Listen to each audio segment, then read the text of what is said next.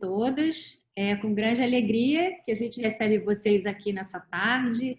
É uma tarde de conversa organizada pela Cátedra Carlo Maria Martini, que promove sempre um diálogo da teologia com a atualidade, com temas muito interessantes. E a gente aproveita para agradecer a professora Maria Clara Bingemer, a coordenadora da cátedra, né, por proporcionar esse espaço para a gente conversar sempre sobre temas tão atuais, né, interessantes, relevantes.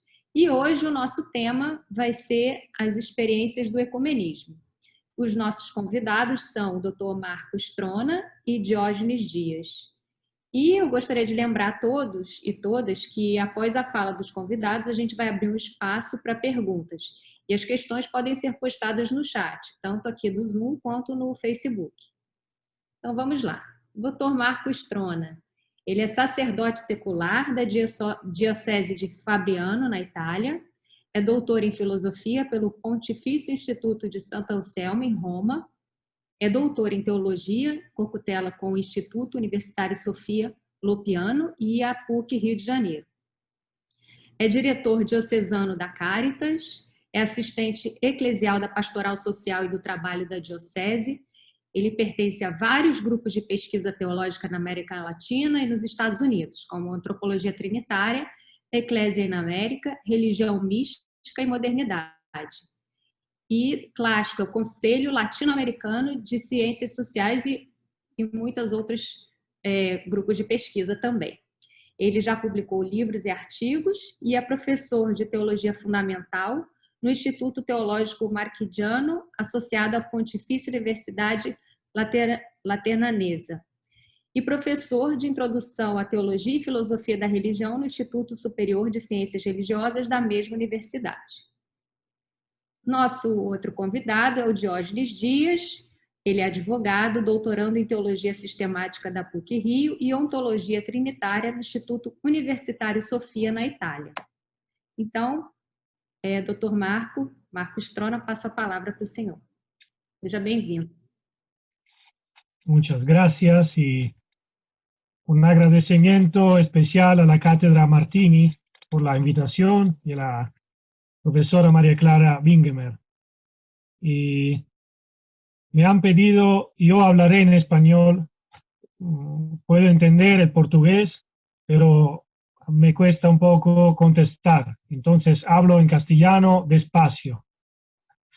Bueno, el título de esta tarde es Experiencias de Ecumenismo. Entonces yo no hablaré tanto de autores particulares o de periodos históricos, pero quiero proponer algunas pistas teoréticas que se pueden profundizar y obviamente estas pistas se basan en un magisterio, vamos a ver algunas cosas de la Sagrada Escritura y al final algunas mías experiencias particulares de ecumenismo, de vida ecuménica. Bueno, ante todo, el término, la experiencia significa estar, tentar algo y caminar, probar. Entonces llama una dinámica que es kenótica, significa ponerse en algún camino particular y estar dispuestos a llegar hasta el final de este camino. Entonces el término experiencia es al mismo tiempo algo de frágil, de precario, pero al mismo tiempo llama una vida en común, una sinodalidad, algo que hay que enfrentar juntos. Entonces, al mismo tiempo una situación humana caracterizada de un límite, la finitud humana, pero al mismo tiempo algo que da dignidad a este límite, a este camino. Bueno, esta es la primera parte de la palabra de esta invitación. Y la segunda es obviamente el ecumenismo. El ecumenismo en su raíz terminológica llama el loikos, o sea, la casa común.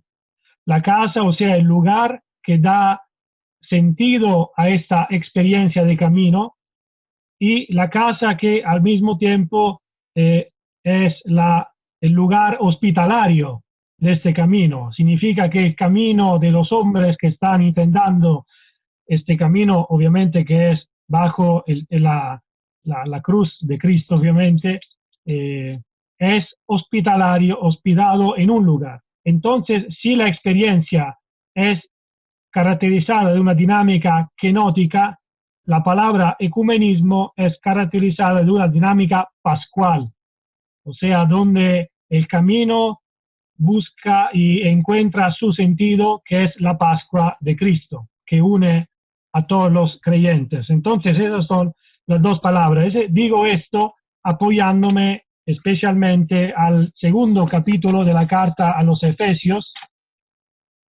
donde al versículo 11, del versículo 11 en adelante, San Pablo dice,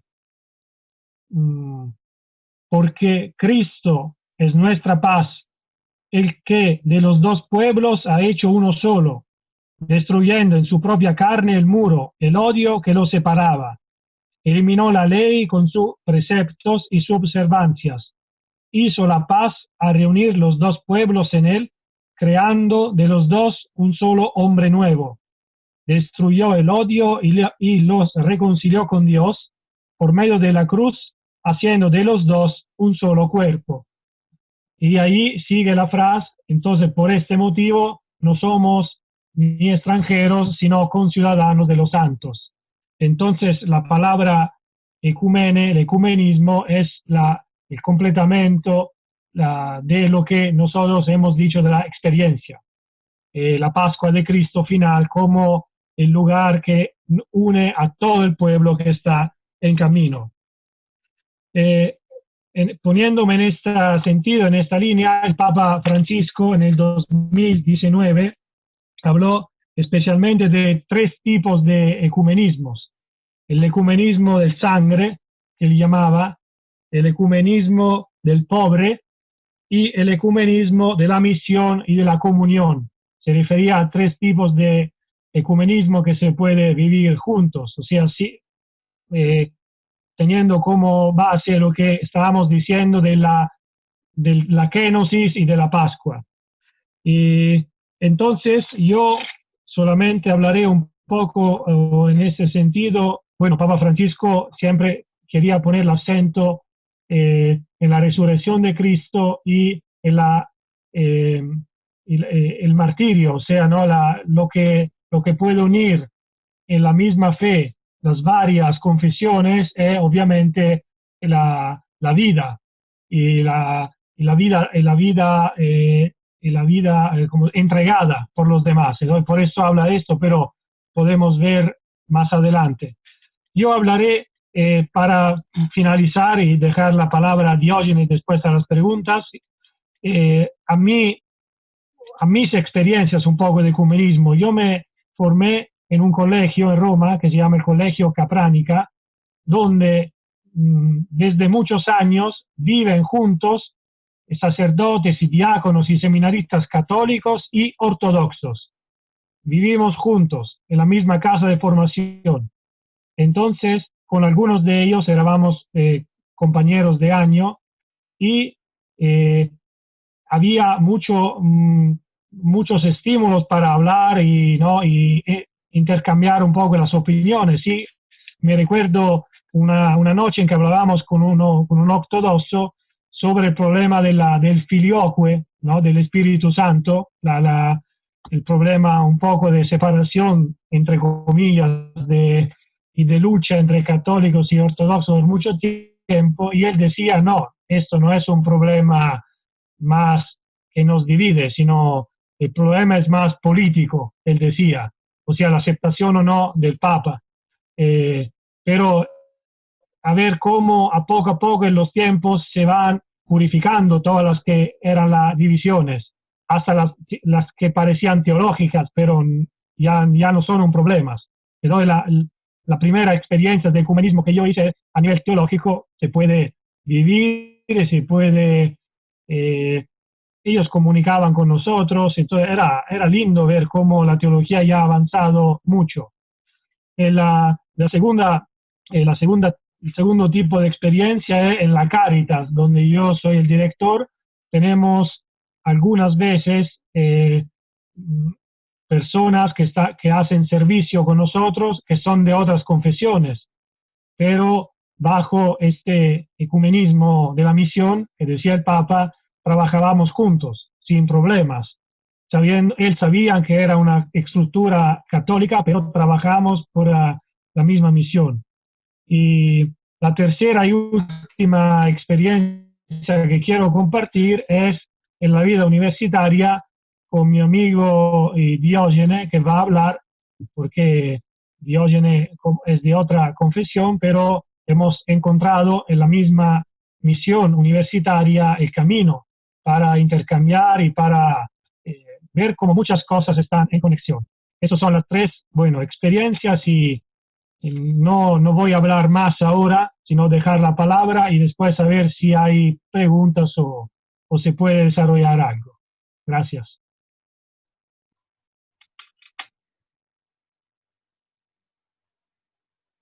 Diógenes, então agora a palavra está com você. Seja bem. Ok. Obrigado. Boa tarde. Agradeço à cátedra Carlo Maria Martini pelo convite. Obrigado a todos que estão presentes agora. Agradeço desde já aqueles que vão recuperar, porque isso vai ficar disponível pela internet. E eu me chamo Diógenes. Fiz a graduação na PUC-Rio, em Teologia. Depois concluí o mestrado em Teologia Política, no pensamento de um filósofo, teólogo que se chamava Johann Baptista Metz. E hoje eu estou desenvolvendo uma pesquisa de doutorado com o tema da dimensão social da fé. Prossigo com Metz, mas agora ele está em diálogo com pensadores, filósofas e filósofos de origem judaica. Existe uma conversa entre Metz e estes pensadores. Mas existe também diálogo entre as instituições onde eu pesquiso, porque eu desenvolvo esse doutorado em duas instituições, pela PUC-Rio e também pela Universidade de Sofia, em Florença. Se eu estou gritando, me digam qualquer coisa. Mas essa universidade fica na Itália e elas conversam entre elas. Por falar nisso, eu peço licença às amigas e aos amigos para agradecer, deixar registrado meu agradecimento ao meu orientador aqui na Itália, que se chama Piero Coda. Agradeço também a minha orientadora, melhor dizendo, minha formadora, Maria Carabini. Eles são professores de importância mundial, não precisa dizer isso, mas para que essa pesquisa fosse possível, eles dois tiveram que conversar, e conversam até hoje. Evidentemente, as instituições, de modo administrativo, burocrático, também dialogaram. Eu, particularmente, pessoalmente, conversei com essas instituições, de modo acadêmico, de modo administrativo. Inclusive, a pessoa que possibilitou, facilitou, é o meu amigo Marco Strona. Esse professor que falou antes de mim conseguiu um doutorado há pouco tempo em teologia pela PUC. Com isso, também ele é doutor em teologia por Sofia e se somou a um doutorado que ele já tinha em filosofia. Pois bem, ele fez o caminho inverso, porque originalmente ele era estudante em italiano e veio para a PUC para poder fazer esse tipo de pesquisa.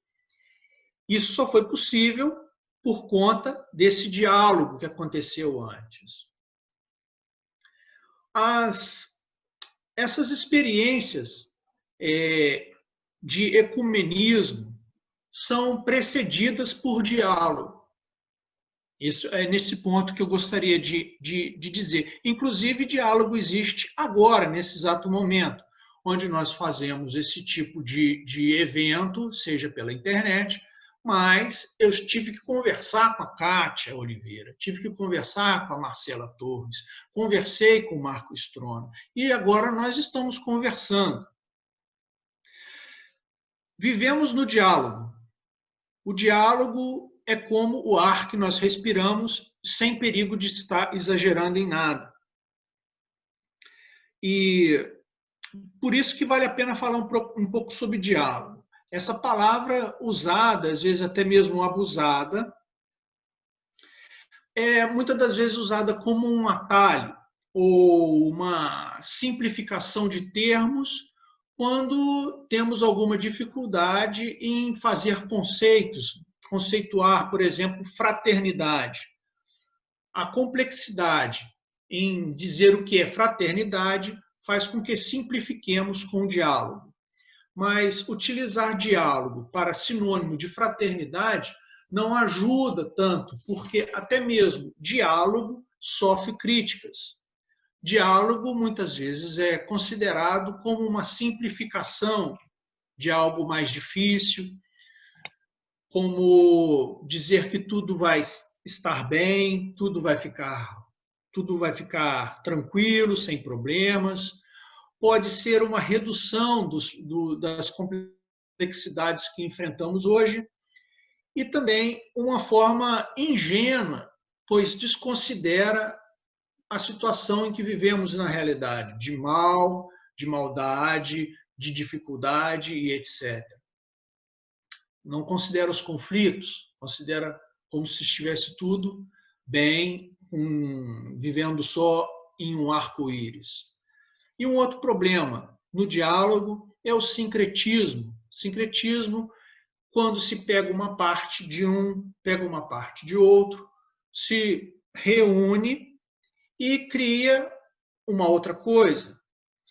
E essa criação me faz lembrar de um outro famoso doutor, não sei como é que foi a tese dele, mas doutor chamado Frankenstein. Pois bem, mas isso não é diálogo. Isso não é diálogo. Juntar partes não é diálogo.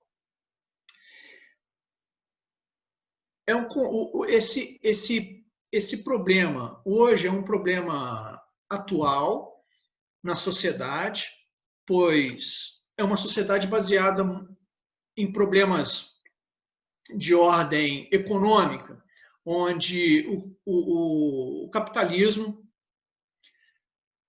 prescinde as pessoas. Pois bem. E precisamos entender que as relações entre as pessoas, sem o diálogo, não avançam. Não é à toa que as relações entre religiões são chamadas de diálogo interreligioso, exatamente para demonstrar que existe uma possibilidade de interação entre as religiões. A Igreja Católica, em seus documentos, apontam esse diálogo. Na verdade, até mesmo nas igrejas da Reforma já falavam disso. Seja o Vaticano, no Concílio Vaticano II e etc., mas sempre associado diálogo à palavra como ecumenismo interreligioso, diálogo interreligioso, intercultural e até mesmo diálogo acadêmico.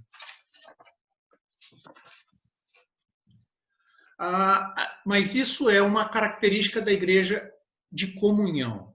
A igreja, e partimos para a parte onde falamos da igreja em comunhão. É um conceito que faz um modo de existir da igreja que vai além das particularidades. Paulo VI já dizia em diálogo com outros irmãos e pessoas de boa vontade, fazendo diferença entre ecumenismo, relações ou diálogo interreligioso e com as pessoas de boa vontade. Pois bem, mas tudo isso envolvendo a cultura da unidade. Eu posso dizer, como exemplo, como o Dr. Marco Strona havia dito, no trabalho da Caritas. A Caritas na Itália tem um papel muito importante e atende uma infinidade de pessoas. Aqui na cidade onde eu estou, aqui próximo, atende dezenas de pessoas, dezenas, centenas de pessoas. Depois podemos até ver se consigo mostrar os números. Mas o diálogo só tem sentido se existe ação, se está presente na vida e na relação das pessoas. Não pode ser somente uma estruturação teórica, mas é um modo de vida daqueles que seguem esta ideia da igreja em comunhão.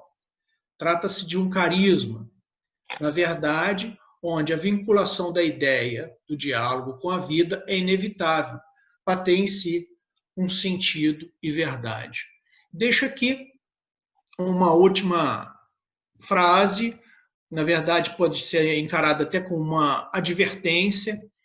Na Unitatis Reintegratio se diz que não há verdadeiro ecumenismo sem conversão interior. A última coisa é tentar aqui compartilhar alguns dados. Vamos colocar aqui em tela cheia. As amigas e os amigos conseguem ver bem? Pois bem. Ótimo.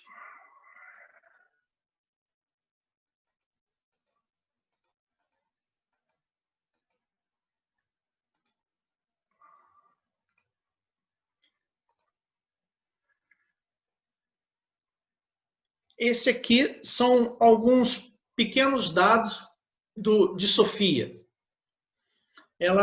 Essa universidade onde existe existe essa pesquisa em cotutela, ela está em 4 continentes, 50 países e envolve 30 idiomas. A nível de doutorado são 127 pessoas. Os amigos vocês podem ver o número de países que existem, que frequentam a universidade, inclusive as crenças, as tradições, religiões, etc. Ela tem acordo com 6 outras instituições. Falando especificamente de ecumenismo, existem igrejas não católicas, cristãs, na Itália, e envolve mais ou menos 750 mil pessoas, entre metodistas, batistas, valdeses, luteranos. E deixo essa frase: o Concílio Vaticano II representou naturalmente uma mudança profunda na perspectiva ecumênica. A presença de observadores em todas as sessões significou uma abertura à realidade no mundo não católico. Continuando a ler, tudo tranquilo. Mas esse se encontra no próprio site das igrejas não católicas. Então, é um reconhecimento que se faz desse diálogo entre as igrejas. Esse slide mostra, como havia dito, o serviço da Caritas em uma cidade da Itália, Saluzzo, onde todas essas pessoas são atendidas. Aqui tem um número de pessoas que são atendidas. Esse 3.000 aqui é mais ou menos o número de pessoas que passam durante um ano só. Isso é só durante um ano. E essa última frase aconteceu em 1989, em Basileia, onde houve a Assembleia Ecumênica Europeia. O Espírito Santo de Deus, que nos reuniu aqui, agirá muito além de nossas expectativas. Nós acreditamos que ele já está trabalhando para fazer crescer a semente que foi semeada aqui. E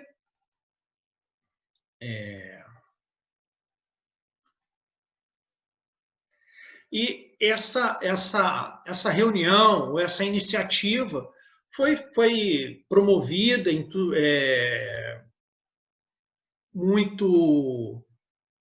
com muito entusiasmo por então o arcebispo de Milão, que era exatamente Martini, Carlo Martini. Esse é um ponto interessante, porque é o nome que se dá à cátedra. Eu encerro aqui e, mais uma vez, agradeço a todos a atenção e a paciência.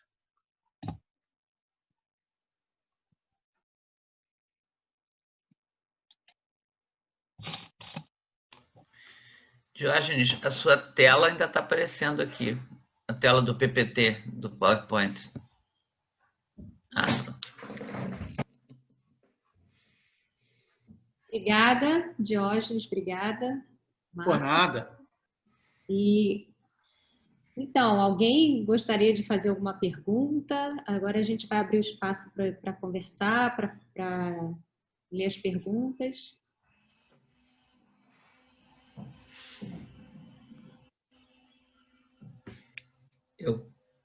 Marcela? Maria. Então. Não, é que eu achei muito bonito aquilo que o Marco me entende? Né? Aquilo que o Marco falou sobre o tríplice ecumenismo, né, do Papa Francisco. Gostaria que ele repetisse, porque ele botou até no chat a origem, onde foi, em que assembleia foi, em que discurso foi, mas eu achei muito bonito e queria que ele repetisse. E, professora, eu queria só fazer já que a professora tocou nesse assunto, Marco, eu gostaria que você explorasse um pouco o tema do ecumenismo de sangue, que para mim ficou um pouco embaçado essa colocação, porque o do pobre da missão eu consigo captar, mas eu acho que o de sangue fica mais difícil. Se você puder explorar um pouco esse assunto, por favor. Sí. Gracias por la pregunta. El discurso es el discurso del Papa Francisco al Sínodo de la Iglesia Ortodoxa Búlgara en 2019. Ahí se puede encontrar el discurso completo. Y el ecumenismo de la sangre, el Papa Francisco se refiere al hecho del dar testimonio de la unidad de los cristianos, subrayando las vidas de los mártires, de toda la gente que entregaron la vida a pesar de las diferencias de las confesiones. Por ejemplo, Bonhoeffer, por ejemplo, ¿no? Este teólogo que murió en Auschwitz, es un teólogo protestante. O sea, el Papa dice se puede hablar de un ecumenismo, sobre todo subrayando el don de la vida, la unidad que se da a partir de la vida, no a partir de la doctrina. Esto, ¿no? La vida como lo primero, y la doctrina viene enseguida de la vida. Esto se refiere cuando habla del ecumenismo de la sangre. Después los otros están enseguida, o sea, el ecumenismo del pobre como la opción preferencial, ¿no? Por los pobres, por los frágiles, los vulnerables, que es diferente de que une, digamos, las varias confesiones y de la misión. Por esto es interesante ver cómo en la encíclica Laudato Si, el coprotagonista, así digamos, es el patriarca Bartolomeo, patriarca ortodoxo, ¿no? A ver cómo el Papa Francisco quiso donar a la Iglesia un documento sobre el tema de la casa común, de la ecología integral, dialogando con el patriarca. A diferencia de esta última encíclica, Fratelli Tutti, donde el diálogo, entre comillas, así es, con este imán. O sea, significa que siempre lo escribió el Papa, pero teniendo como referencia de diálogo, en este caso, el gran imán, y es la encíclica el patriarca. Esto es un poco el límite que yo quería decir que antes no pude, pero es que a pesar de todo esto todavía un límite de las dos, sea de la Iglesia católica, de la Iglesia, por ejemplo, ortodoxa o otras confesiones que todavía no tienen una fecha común para celebrar la Pascua, por ejemplo. Todavía está hablando de si se puede decidir una fecha única. Ese es un límite, ¿no? Porque todo bajo el signo de la resurrección, pero celebrando únicamente solo en un día todavía no estamos como límite del camino. Esto quería decirlo porque es un desafío. Sí. No sé si se entendió. Sí. Todo mundo entendeu? Eu posso traduzir, se quiserem. Todo mundo entendeu? A questão do ecumenismo de sangue, né? É o ecumenismo de quem dá a vida, o martírio, né? E chega até o martírio, porque a vida passa antes da doutrina. Então pode haver divergências de doutrina. Católicos dizem que a justificação não sei o quê. O protestante diz que a justificação blá, blá, blá. Na hora que dá o sangue por Jesus Cristo, juntou tudo, né? Isso é anterior ao ecumenismo da doutrina. A gente tem aqui Adail, você está aí, né? O diácono Adail está fazendo uma pergunta, mas eu queria saber para quem que você direciona a sua pergunta. Pode ser para os nossos dois convidados? Para os dois, então, tá certo. O Adail pergunta: qual a opinião do Papa Francisco com relação ao diálogo com as seitas não cristãs? Não sei se Diógenes pode contestar. O Papa Francisco tem uma posição muito aberta, respeitando as características da doutrina e as religiões não católicas, religiões não cristãs, religiões ou até mesmo aqueles que não professam religião, são considerados pessoas de boa vontade. Existe esse diálogo, que diálogo não é, como se deve evitar, um sincretismo de ideias, onde pega-se um pedaço de um, junta com o outro para criar uma outra coisa, mas respeitando as particularidades e indo avante.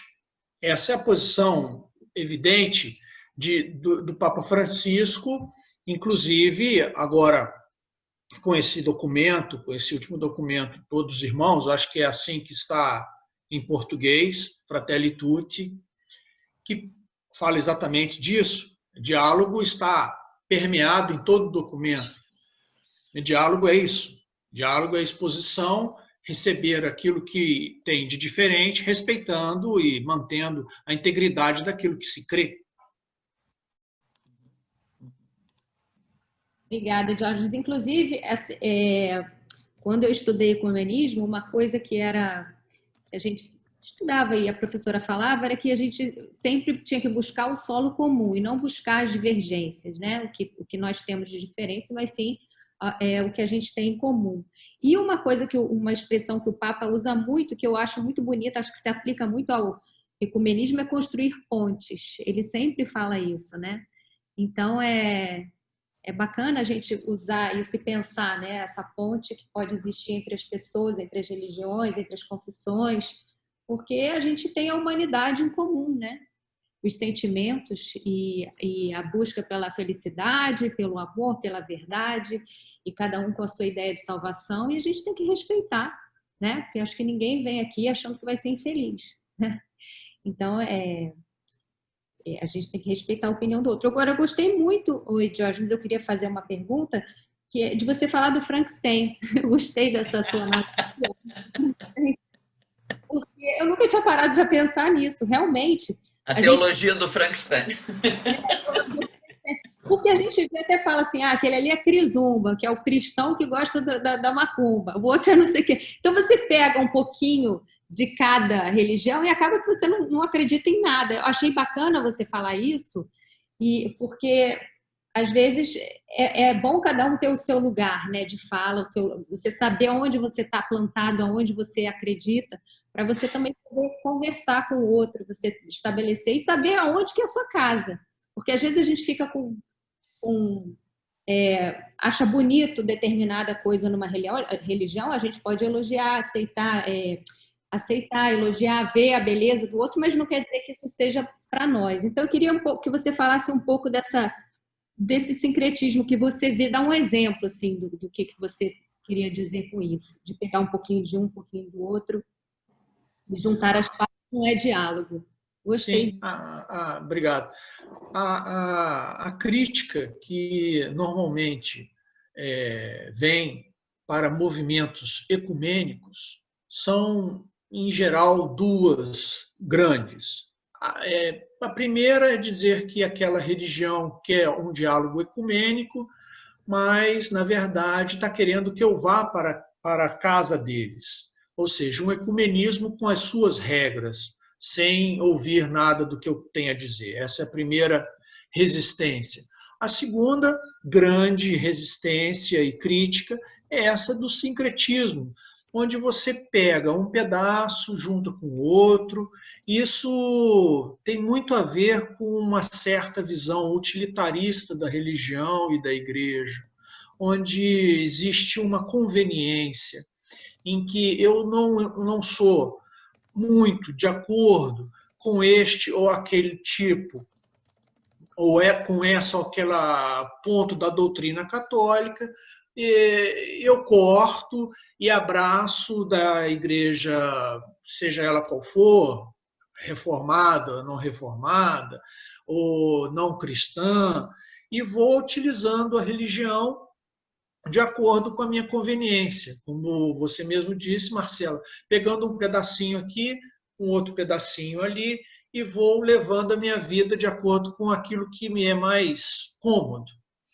Mas é a crítica que se faz, isso se chama sincretismo, e vira, na verdade, um monstro, né? Um monstro, porque você não tem nada desse jeito. Desse jeito você não consegue ter uma relação honesta, uma relação sincera com aquela comunidade em que você pertence.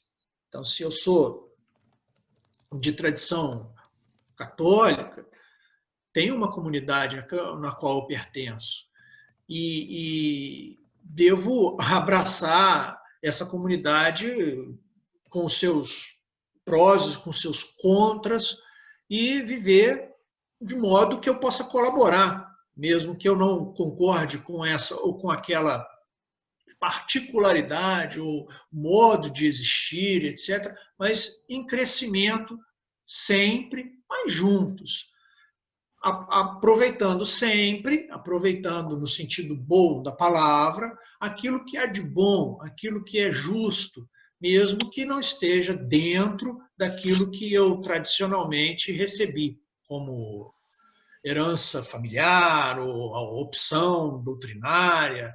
E esse é o ponto principal e que não deve ser motivo de confusão. O ecumenismo prevê diálogo, por isso que gastamos um pouco de tempo em falar um pouco sobre diálogo, porque sem diálogo não existe ecumenismo, porque o ecumenismo é, na verdade, aquilo que se vê do diálogo. A prática é utilizando aquilo que é de teoria. Eu até provocaria, no sentido daqueles que estão participando, em dizer aquilo que não é ecumenismo. Talvez seja uma frase para completar. Marcela Torres. Ecumenismo não é... O que você diria em uma frase? Ecumenismo não é... Não é intolerância. Não é intolerância. Exato.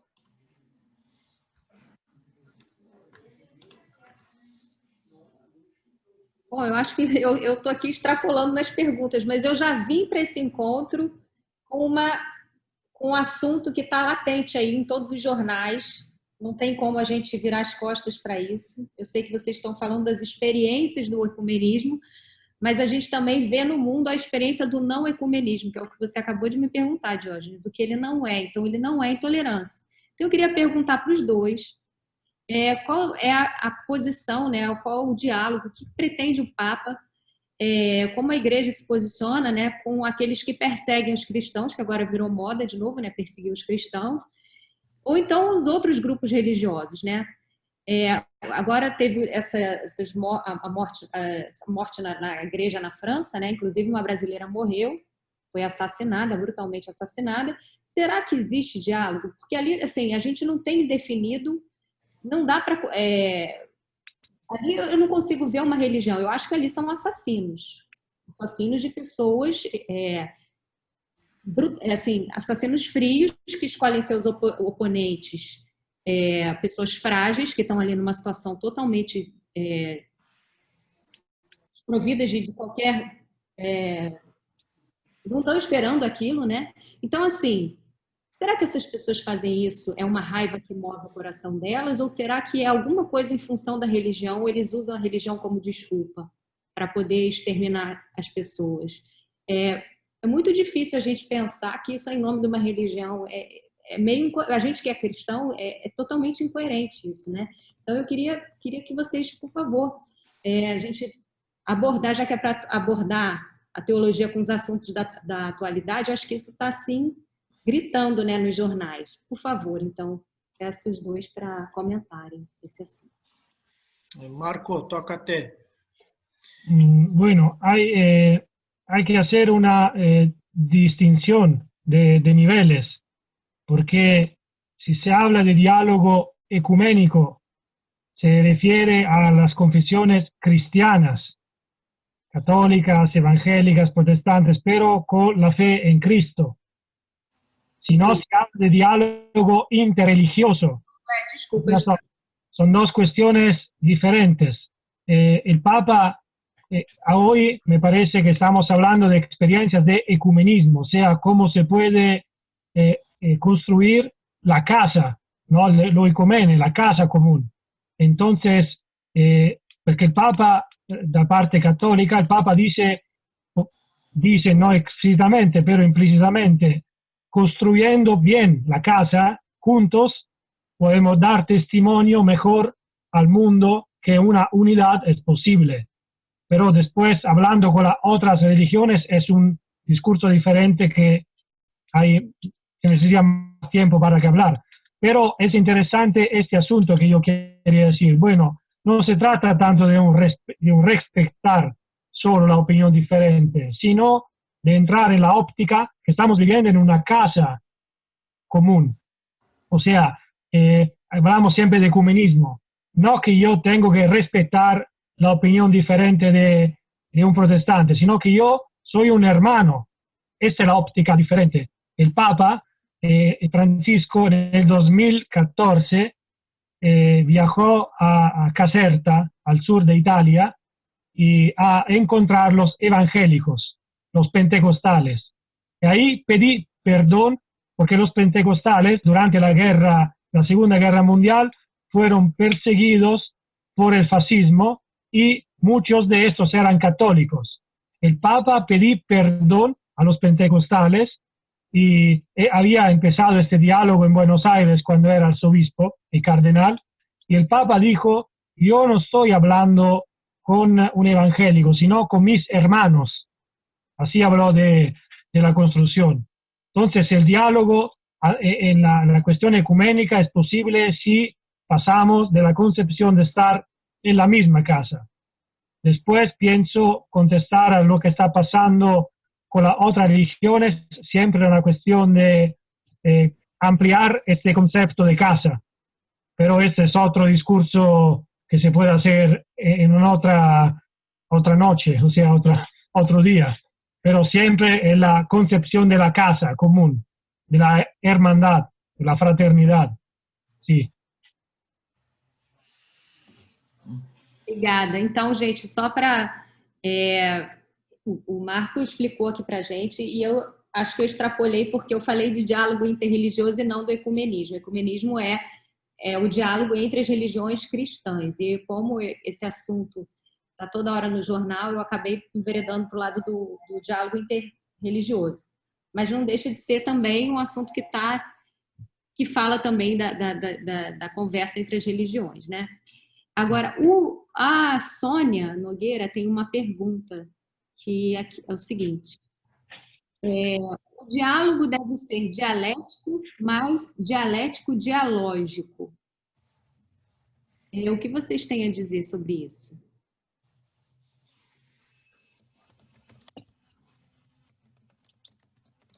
A dialética busca confrontar ideias, né? Esse confronto de ideias paralelas ou não faz com que o diálogo seja enriquecido. Me fez recordar, inclusive, Metz, porque Metz diz que sem a dialética não é possível avançar. Uma ideia única, fechada, não faz com que haja progresso, ou haja enriquecimento.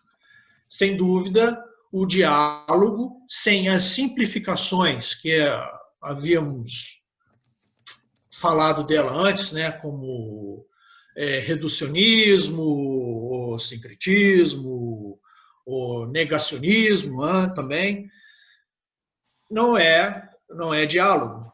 É simplesmente uma simplificação de uma ideia, ou uma restrição de algo que a gente não entende bem e usa a palavra diálogo para simplificar. Então, o diálogo sem esse confronto de ideias, e confronto não é necessariamente um confronto violento, é um confronto que deve ser respeitoso, amigável, não vai avante. E é por isso que existe tanta preocupação hoje dentro do clero e até fora do clero, movimentos laicos, em compartilhar ideias. Esse compartilhar de ideias se tem por escopo, tem por objetivo alcançar o progresso da humanidade, não progresso econômico, mas progresso humano, onde a tecnologia tem feito grandes avanços, mas a questão humana deixa a desejar tantíssimo. Não sei se é isso que a Sônia estava em mente quando fez a pergunta. E muito obrigada, Diógenes. Agora tem uma pergunta para o Dr. Marcos Trona, do ADAIU. Ele pergunta: qual a tolerância dentro do ecumenismo para com as religiões radicais no mundo que fazem tudo em nome de Deus?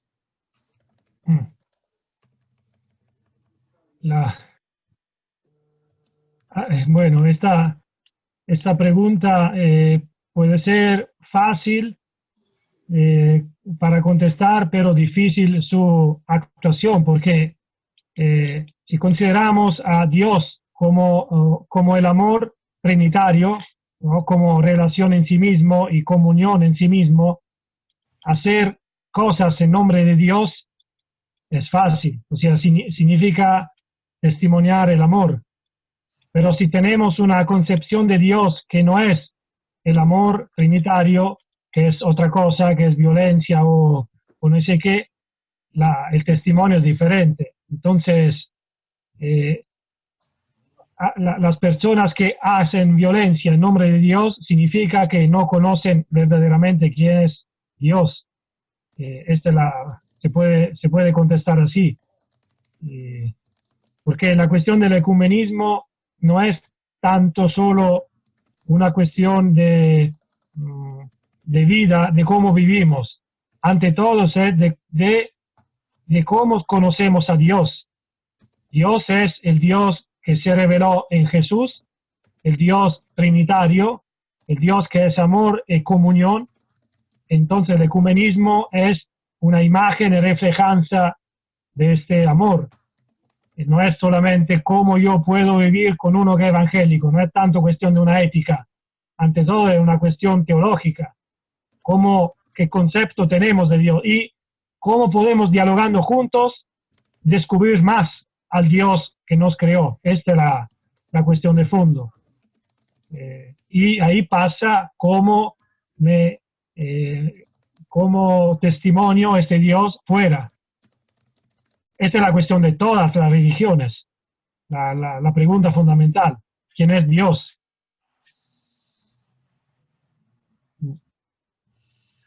Obrigada, Marco.